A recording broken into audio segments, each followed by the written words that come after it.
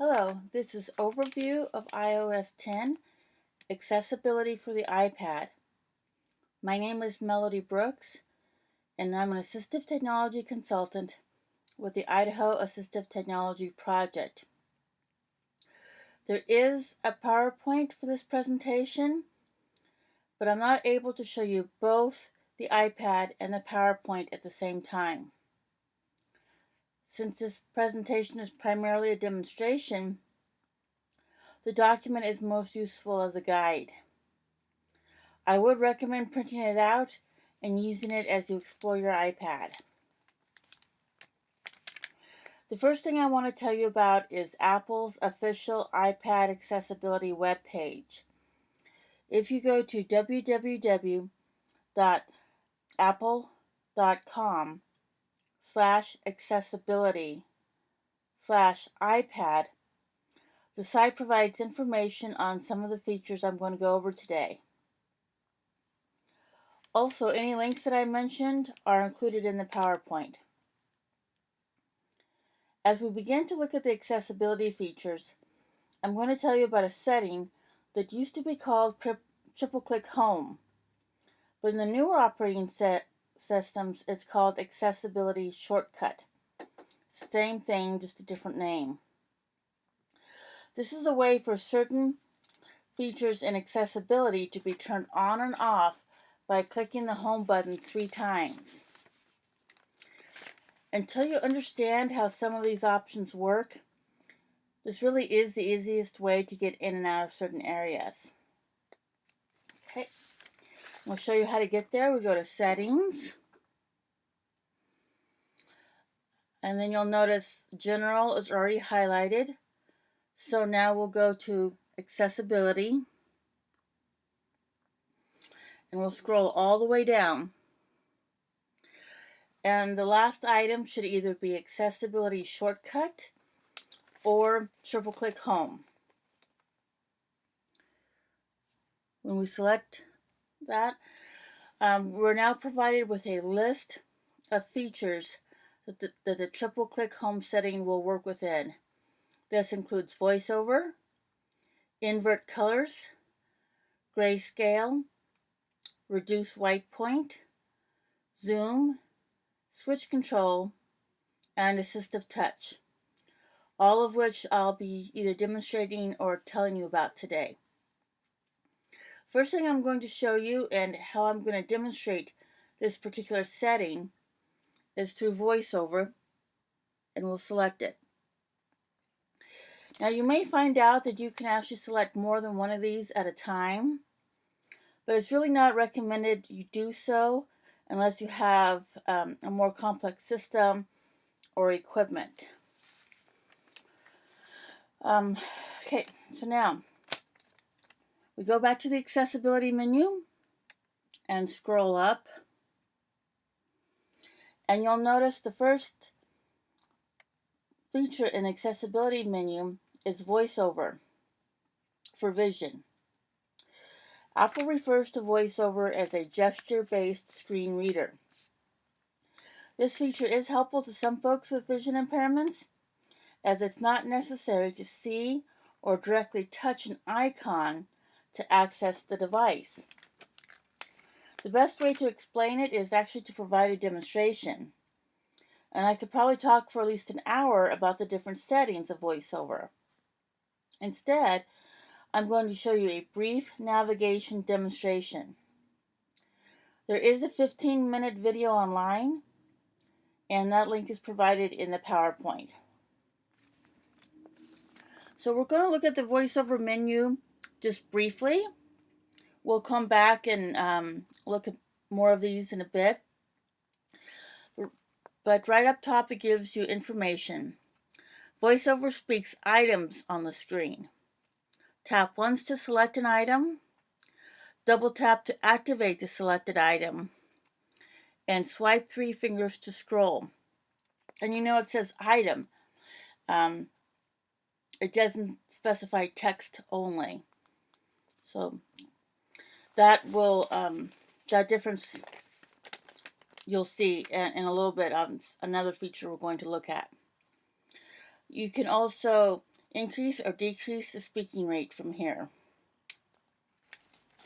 So now I could turn on voiceover in this area, but unless you're really familiar with the gestures, it might be hard for you to get out of this menu area. Instead, we're going to hit the home button once to get back to the main menu. And then we're going to turn on voiceover by using triple click home. Once I do that, the program will highlight and read FaceTime out loud. It will also say double tap to open, and we'll say other things as we go along. So I'll do that.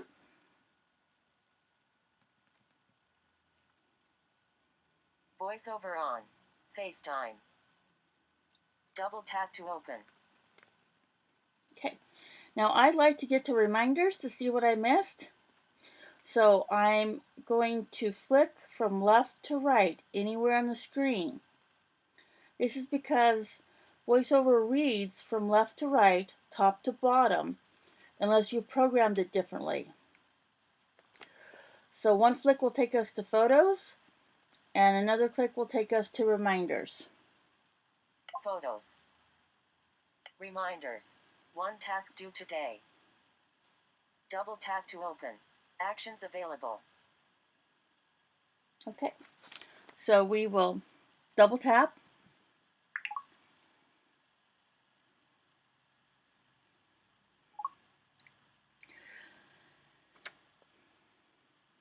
Now I realize it's a little hard for you to see the items on the left-hand side of the screen, so I'm going to cheat just a little bit, and I'm going to highlight scheduled. Schedule. Button. Heading. Okay. Double tap to show all lists. So now I'm going to swipe or flick again. One item due today. One overdue. Today. Heading. Record webinar. Overdue. Yesterday at 8 p.m. Double tap to edit details. Actions available. Okay. So again, this is a very brief demonstration. We're going to use the triple click home again to turn it off. Voiceover off. Okay. And you'll notice the highlighting also went away to indicate that voiceover is off. Now we're going to go back to the main voiceover setting or menu and look at some different settings within the program. The first, verbosity. There's something I forgot to put in the PowerPoint, and there is a helpful setting in here. So we'll go to verbosity, and on the top it says speak hints. You can turn that on or off. When VoiceOver gave me directions, such as double tap to open, this was a hint. And so this setting is very helpful for folks who are just learning gestures, because VoiceOver will basically provide you with a little bit of information. Okay, back to the main menu. We're going to look at speech. And there are different voices, so you can change the voice right here. Your voices may be different than mine, and if that's the case, that's okay. But I would explore these voices and see which one you like the best. Okay. Now, we're going to look at the pronunciations setting. VoiceOver doesn't always say words correctly, especially names. So this is an area where you can edit the pronunciations. I've already put Kuski in here because based on the spelling of the word, VoiceOver just does not say it correctly. But if you wanted to add another word or phrase, then you would select the plus sign in the upper right hand corner, and then you could type in your word or phrase that needs a little bit of help, and underneath it is a substitution line. You can either spell the word phonetically or record it. Okay. Going back over to the VoiceOver main menu. The next setting we're going to look at is Braille. So this is used for people or by people who have products such as Bluetooth refreshable Braille displays. This is where settings can be changed to work with those kinds of products.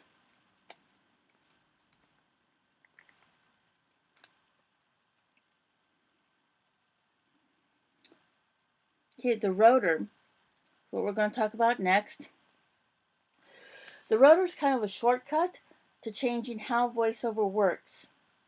To start the rotor, you use your index finger and middle finger and rotate them in a clockwise motion. The rotor will appear with different settings you can change. So now if we click on the rotor menu, we'll be provided with a list of all the possible settings or features that can be programmed into rotor. And you can also change it to vertical navigation through a page, which is very helpful.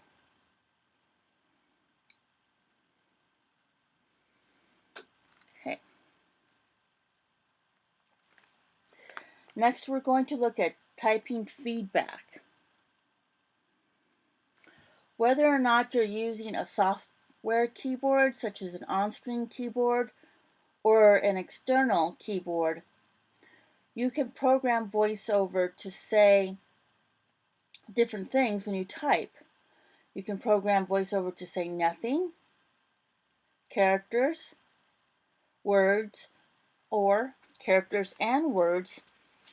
And that can be helpful for folks who need that auditory feedback.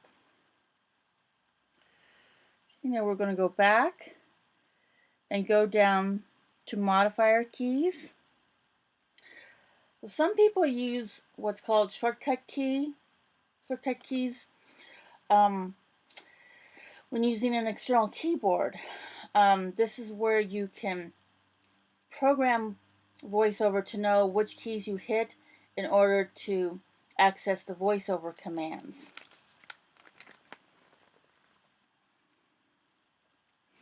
We're going to scroll down to navigate images. Images and pictures are really hard for any screen reader to communicate meaning unless they have text descriptions hidden within the formatting of the image. Always means VoiceOver will stop at all images and announce image when you're flicking through a screen. With descriptions means VoiceOver will only announce images with descriptions, such as alt tags on web pages. Never means the program will skip over images, whether or not they have descriptions. Okay.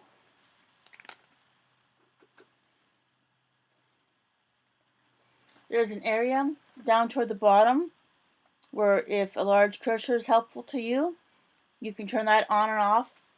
And there's also other menus that have that feature, but it's in here as well. Now, double tap timeout.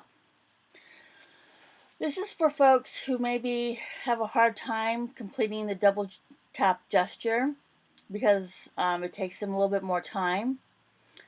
You can adjust the length of time that somebody would double tap in order to complete the action. You can do that in this area.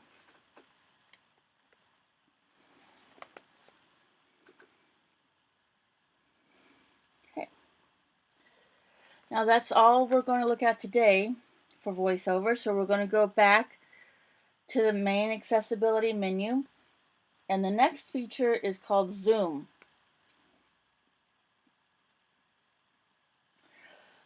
Zoom will magnify up to 15 times, and there's a slider at the very bottom that you can change the magnification level. It also provides you with a little bit of basic information. Zoom magnifies the entire screen. Double tap 3 fingers to zoom. Drag 3 fingers to move around the screen. Double tap 3 fingers and drag to change the zoom. Okay. So there's actually 2 different ways to magnify. There's a full screen and a window zoom. And under zoom region is where you can change it for the amount of the screen that's magnified at a time. We're going to start off with full screen zoom. Okay. Now I will double tap my 3 fingers to make the zoom come on. There we go. Now we'll take those same 3 fingers and move around the screen to look at it. Okay. We'll double tap 3 fingers again to go back to the standard font. Now, with a lot of people, they don't like that. They just want one section of the screen magnified at a time. And so that is why there is a feature called, window zoom. Okay. I'm also going to turn on another feature called show controller, which is this little thing that just came up right here. So the zoom controller allows quick access to zoom controls. Tap once to show the zoom menu. Double tap to zoom in and out. And when zoomed in, you can drag the pan zoom. There, can't see it. Content. Okay. So now I'm going to double tap the controller. And here's my zoom window. To move it around, I use one finger and I select that little bubbly area on the bottom line in the middle. I press that down and move it around, so only a part of the screen is shown at one time. Okay. Now if I want to get to the menu from here, I can just tap on it once and the menu will come up. Zoom out, full screen zoom, resize the lens, choose filter, hide controller. So filter is different size color combinations. Resize lens would be making this area smaller or larger depending on your need. Okay. So now we're going to look at the controller.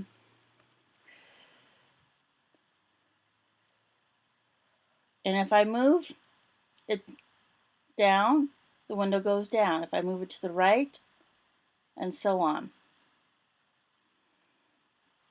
Also, if I tap the controller once, that menu will come up. Okay. So now I'm going to double tap the controller to make the window go away. Okay. So I'm going to turn off the controller. And that is a brief demonstration of zoom.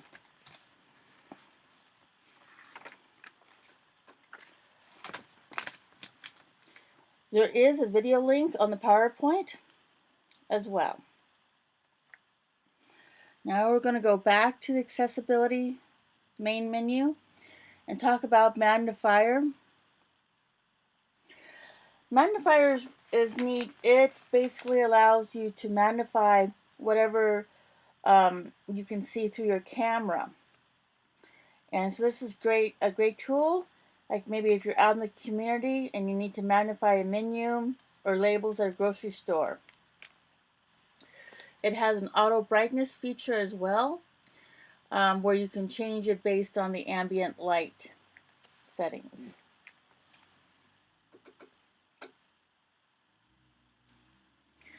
Invert colors. As I said earlier, some people see better with different color combinations.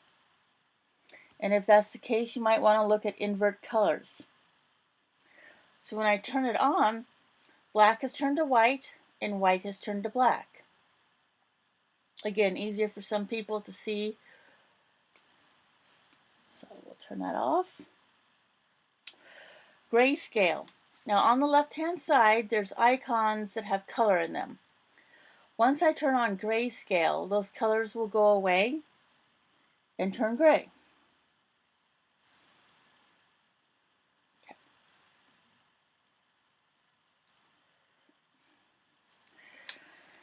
Now, speech is a feature that is different from voiceover.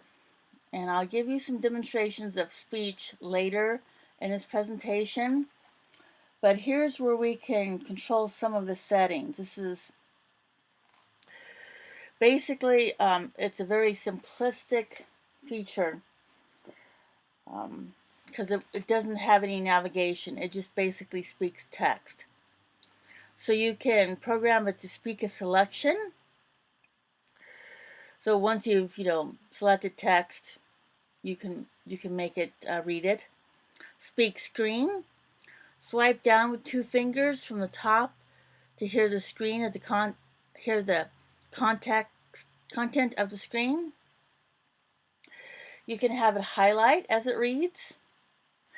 And then typing feedback is going to be very similar to voiceover. You can have it say characters, character hints, basically speak characters or phonetics or both after a specified delay. Speak words while typing. Speak auto text. Automatically speak auto corrections and auto capitalizations. And hold to speak predictions. When typing predictions are enabled, tap and hold each word to hear it spoken. And again, we'll go through some of these demonstrations toward the end of the presentation. Voices, these are different as well. So here you can select a voice from a different country. Of course, the speaking rate can be changed, and pronunciations would be the same list if you had anything in voiceover, or it's done the same way if you wanted to edit pronunciations but did not use voiceover.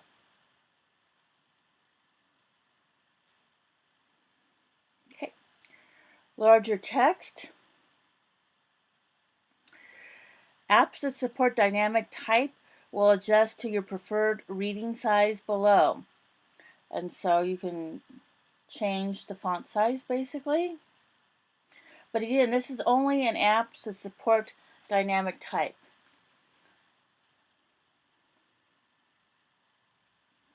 Bold text, we all know what that is. Button shapes is really interesting. You'll notice up in the very top on the menu name, it says General with a little arrow pointing to the left, and that's because there's another menu underneath this one. And so if you turn on button shapes, now you might notice that there is an actual arrow surrounding the whole word general, and it's grayed. And so again, that's might be easier for some folks to see where a word is or an action is that they need to complete. Increase contrast, we can't actually do that because if we do that, I have to turn everything off and back on again, and that wouldn't be good. Reduce motion is helpful for folks that don't like the movement of the of different icons. Now, if you turn labels on or off, see right up here now in airplane mode, there's nothing over here. It's just a slider switch. But if I turn that on, now we see a little symbol, the little O for on airplane mode.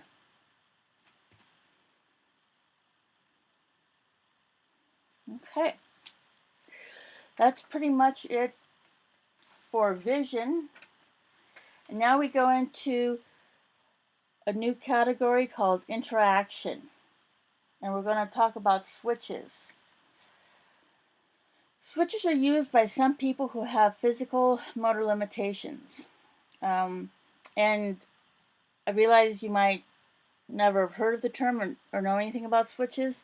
So we're actually going to go and take and look at a picture of switches. Now these particular switches are round, but they actually come in all shapes and sizes, and some you don't even have to touch to activate. So say a person for some reason could not touch the touch screen.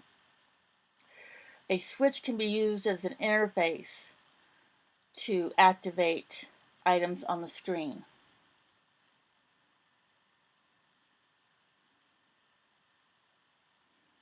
Okay. So we're going to take a look at the switch control settings. You can, of course, add switches. Typically, they have to be Bluetooth, but there is an old-fashioned way you can get some interfaces to work with other kinds of switches.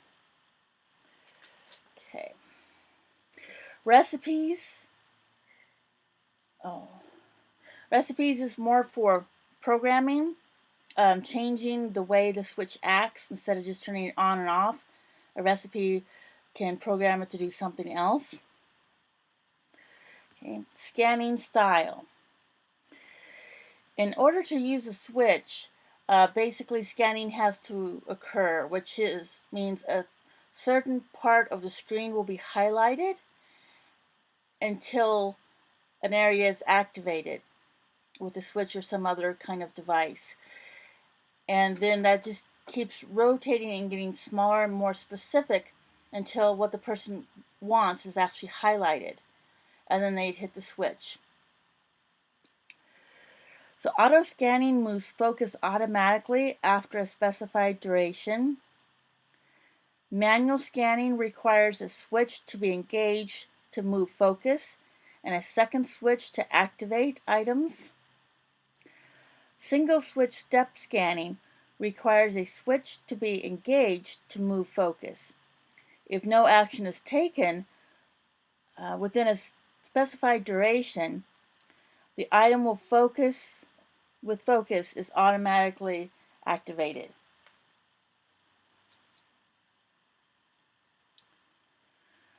Okay, we're going to look at auto scan time.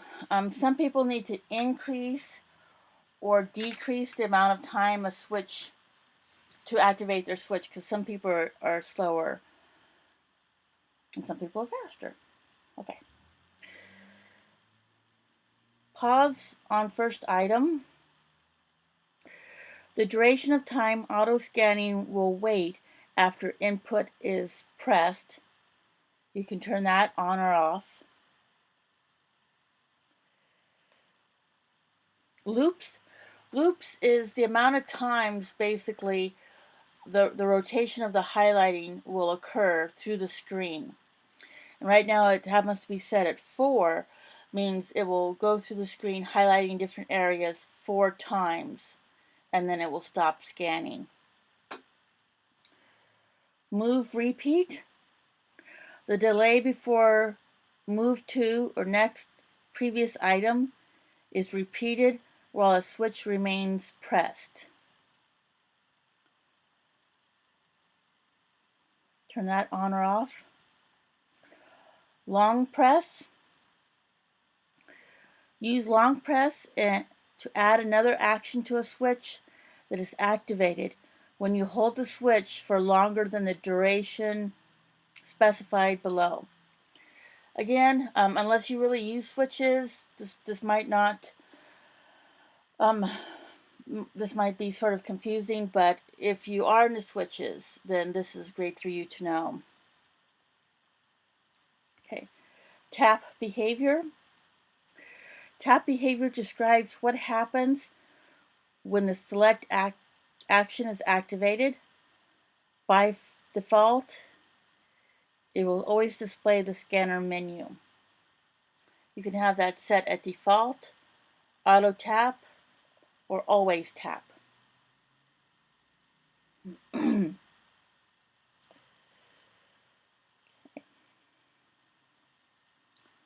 Focused item after tap.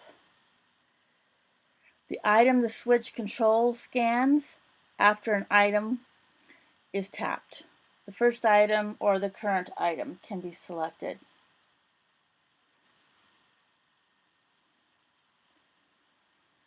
Okay, switch stabilization, the hold duration. This is the amount of time your input device must be held before the press is recognized. And so then we can increase or decrease the amount of time needed there.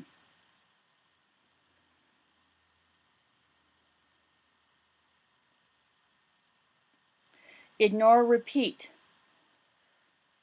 The duration in which multiple presses of input are treated as a single input. Okay, so you can increase or decrease the amount of time there as well.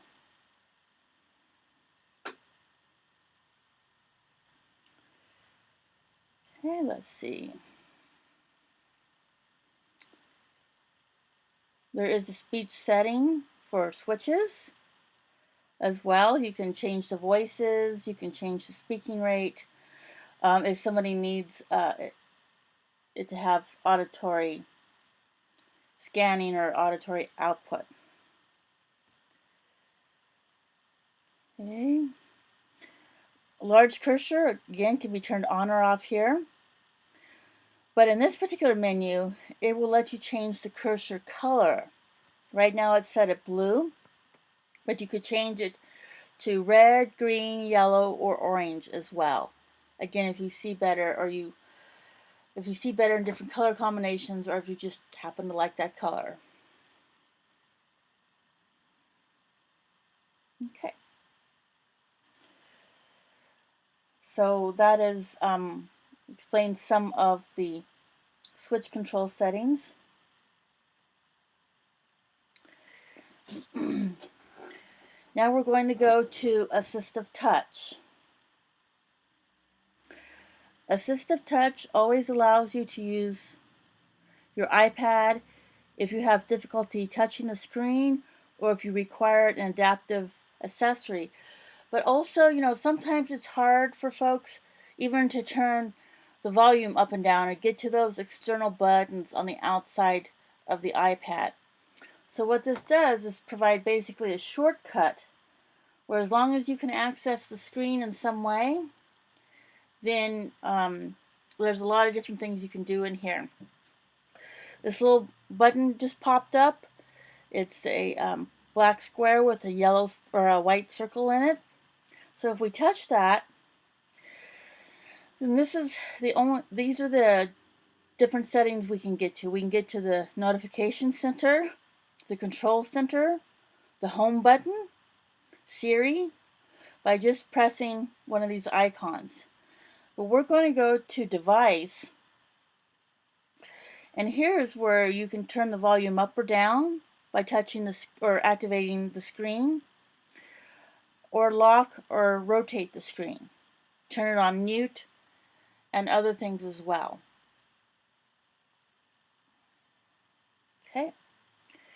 Now there are also gestures that you can just put in here very easily. A lot of people can't do the pinching motion or the double tap very well. So I have, so they're already in there. And then I've also already put in a gesture called up. And so that was a gesture that I had made. And I'm going to go ahead and show you what that will do. I'll press on it. Now see this little circle here. If I activate this or press on it, it will automatically scroll my page up. Here we go.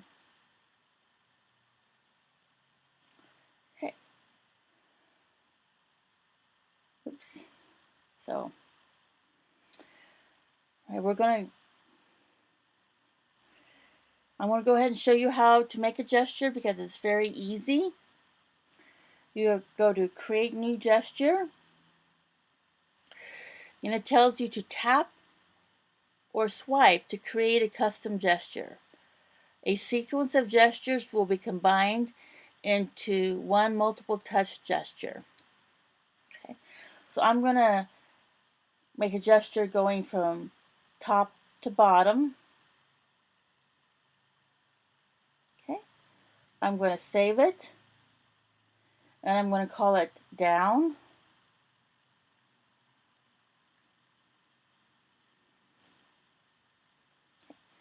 And then when I go back into my gestures, there it is.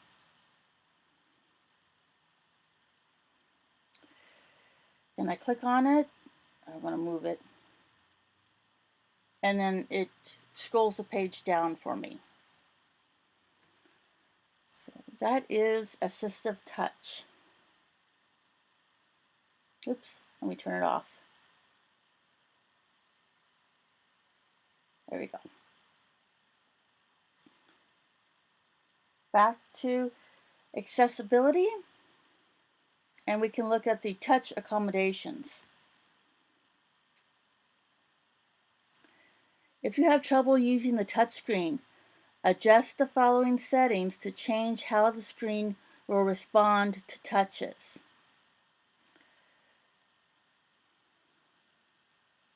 Okay, so turn that on or off there. The hold duration, basically the length of time in which you touch the screen before your touch is recognized. You turn that on or off, and then increase or decrease that length of time.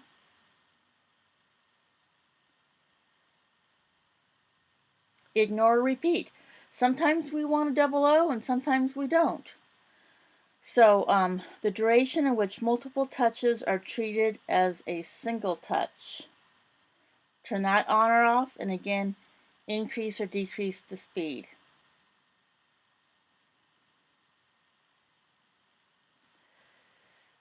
Okay. Tap assistance can be turned on or off. If you use initial touch location, enable tap assistance to allow any single finger gesture to perform a tap. So again, increasing or decreasing the time. So when you first touch it, it will be activated. Or you can use the final touch. This is really helpful for folks who tend to glide their hand or their finger over the screen and then they get unwanted items. Then this is where you could program that, and it will be helpful to some folks. Okay.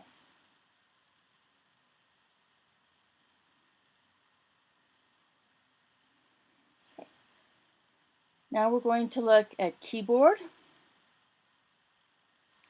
For software keyboards, you can show lowercase keys. This affects keyboards that use a shift key to switch between uppercase and lowercase letters. If you're using an external keyboard, there's different things here we can do. Generally speaking, you can customize the typing experience when using a Bluetooth keyboard. So key repeat, we'll look at that. We can turn that on or off to prevent characters from being entered multiple times in a single key press. So again, increase and decrease the time until repeating will occur.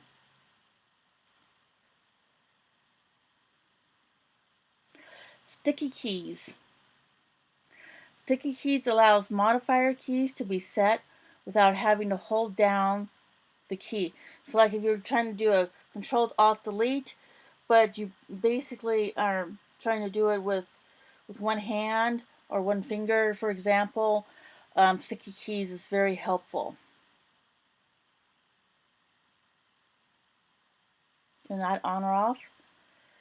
Toggle with Shift key. Press the Shift key 5 times to turn it on or off, so you can have a little shortcut there. And then you can also have it play a sound when a modifier key is set. I think this is actually very helpful for anyone, because a lot of times when we go in and we're putting in a password and it tells us that's not the right password and we think yes it is, it's probably because we have the caps lock on or something like that. So that could be very helpful. Back to slow keys. Slow keys adjust the amount of time between when a key is pressed and when it's activated. You can change the length of time there.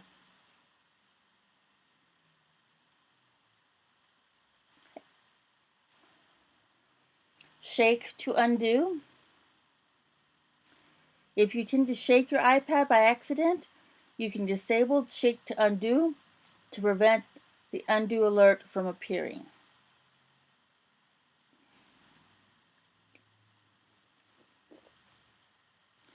Call audio routing.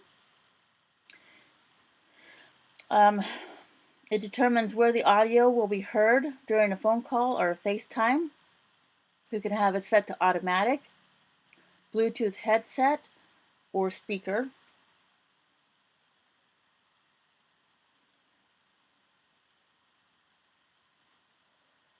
Right. Home button, the click speed. You can adjust the speed required to double or triple click the home button. Set a default right now, but you can set it slow or slowest. And press and hold to speak for Siri. Siri will respond when you press and hold the home button. You can turn that on or off. Okay. Next, we're going to go to hearing. If you select hearing devices, it's just going to look for Bluetooth, Bluetooth hearing aids or some other kind of product. Now, what I have for you on the PowerPoint is a link to the current hearing aid, the hearing aids that will work with this feature. And down toward the bottom is actually on that link. It provides a document down toward the bottom. It will provide that information. Let's see, mono audio you can turn on or off. And you can adjust the audio volume balance between right and left channels. Okay. Now we're going to learn about the media features, subtitles and captioning. When available, prefer closed captioning or subtitles for the deaf and hard of hearing. Notice when available. So it's not going to happen all the time. Oh, and the style is the font. You can have large text, classic, or you can create your own custom style. Basically your own custom font. Okay. Audio descriptions. When available, automatically play audio descriptions. Okay. Okay. Now we're going to go into another category called learning and guided access. is really a cool feature. Guided access keeps the iPad in a single app and allows you to control which features are available. To start guided access, triple-click the Home button in the app you want to use. So this is really great for those folks who tend to get an iPad and just start going through apps. You know, it's really hard, I know, when you're trying to teach a student in a particular app and all they want to do is go to the games. Well, with this, you can program it to stay in that single app. You can put a passcode in there. That passcode has to go in before anything will change. You can set time limits. And of course, you can use the accessibility shortcut for this feature.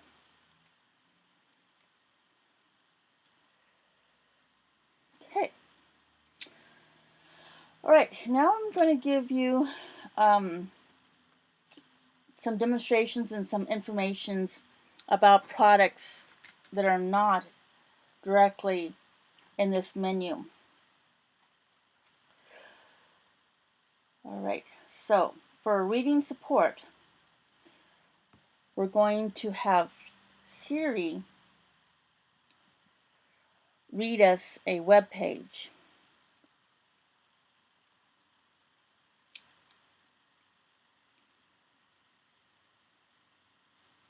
Okay. Speak screen. Skip to main content. Idaho ADP. Welcome to the Idaho Assistive Technology Project. The Idaho Assistive Technology Project, IATP, a federally funded program, increases the availability of assistive technology devices and services for older persons and Idahoans with disabilities. Okay, so you know earlier we looked at all those speech settings. This is where that comes into play. Nope, it doesn't stay up for very long. But here you can pause or play, you can fast forward or go backwards, and you can change the speaking rate from this little menu. Okay, so that's one way to do it. Press on the home button and tell Siri to do it for you. Another way you can do it is by taking two fingers and sliding from top to bottom.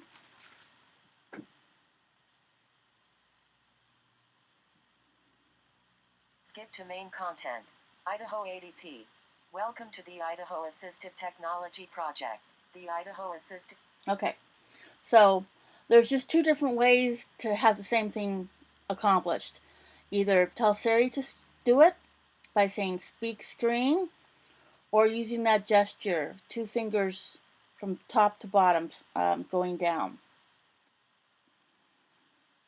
Okay.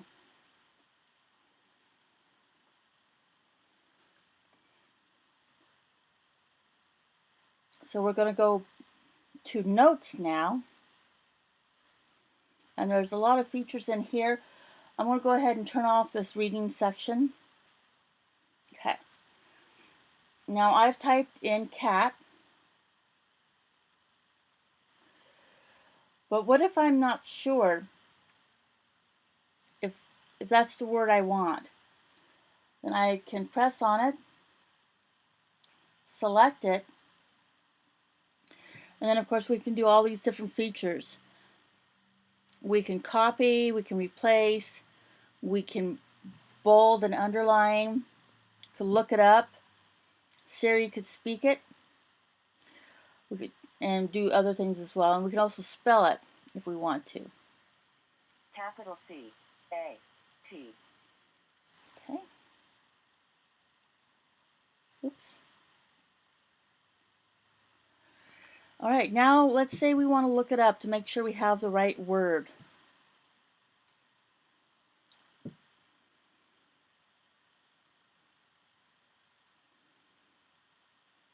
Okay, now it gives us a dictionary definition.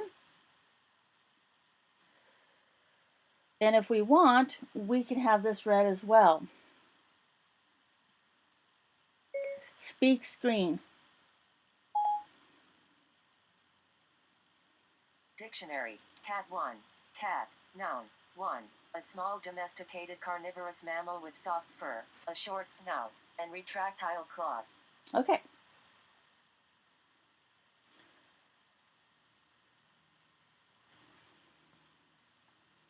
Wait, I'm just... Oh, okay. Now also something else you can do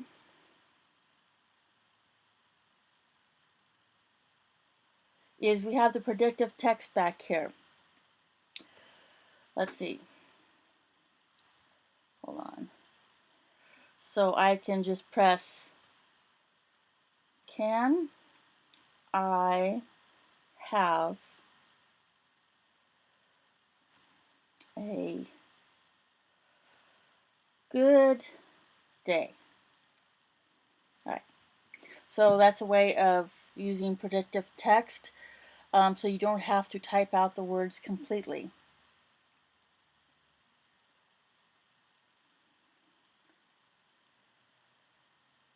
Now I'm going to show you something called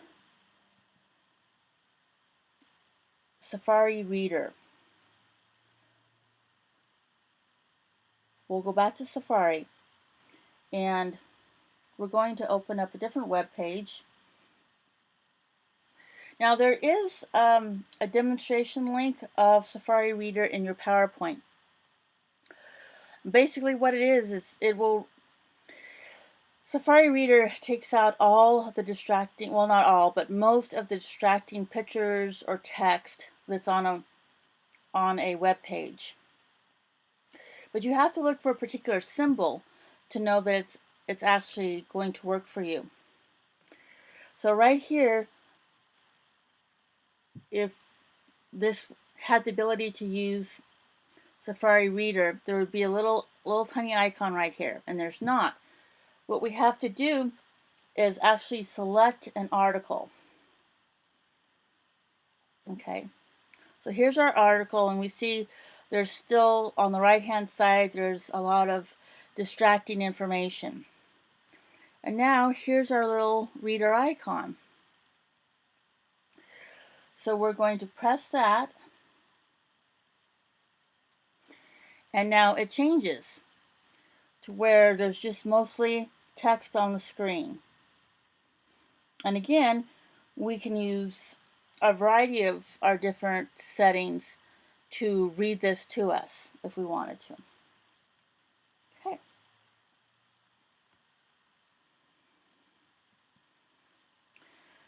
And so that pretty much concludes the accessibility for the iPad. Please contact me if you have any questions. Thank you for your time.